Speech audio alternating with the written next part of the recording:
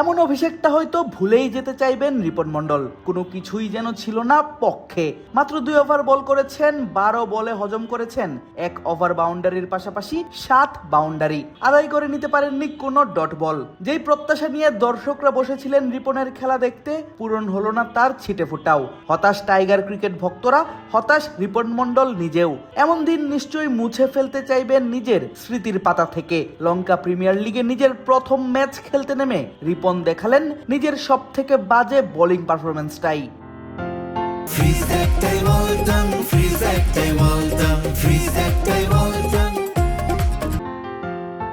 গলগালান্সের বিপক্ষের ম্যাচেই অভিষেকটা হয় রিপন মন্ডলের। আর নিজের প্রথম ওভারটা করতে এই টাইগার পেসার আসেন ইনিংসের দ্বিতীয় ওভারেই। তবে এলপিএল এর শুরুটা একেবারেই রিপনের হয়নি মন মতো। প্রথম 2 বলেই হজম করেন 2 বাউন্ডারি, তৃতীয় বল থেকে আসে 1 রান।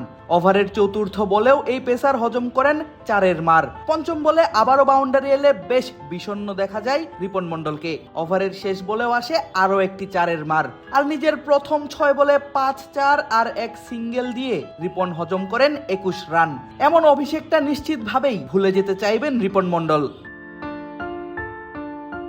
প্রথম ওভারে 21 রান খরচ করা রিপন মন্ডলকে তার দ্বিতীয় ওভার করতে বোলিংয়ে আনা হয় লম্বা বিরতির পর ইনিংসের 13তম ওভারে। নিজের দ্বিতীয় ওভারের প্রথম 2 বলে 2টি সিঙ্গেল দেওয়ার পর তৃতীয় বলেই তিনি হজম করেন বাউন্ডারি। চতুর্থ বলে বাউন্সার ট্রাই করতে গেলে উড়িয়ে বলকে বাউন্ডারির বাইরে পাঠান ব্যাটার সাহান আরাচিগে। পঞ্চম বলে সিঙ্গেল দিয়ে ওভারের শেষ বলে আবারও বাউন্ডারি হজম করেন এই বাংলাদেশি পেসার। প্রথম ওভারের পর দ্বিতীয় ওভারে দেন 17 রান, সেটিও আবার কোনো উইকেট শিকার না করে।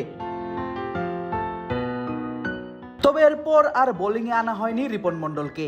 অধিনায়ক আর ভরসা করতে পারেননি টাইগার এই পেসারকে। ফলে আর হয়নি রিপন মন্ডলের বল হাতে কামব্যাক। যেই হাসান মাহমুদের বদলি হিসেবে গিয়েছিলেন এলপিএল খেলতে, সেই হাসানের নামটাও যেন রাখতে পারলেন না টাইগার পেসার।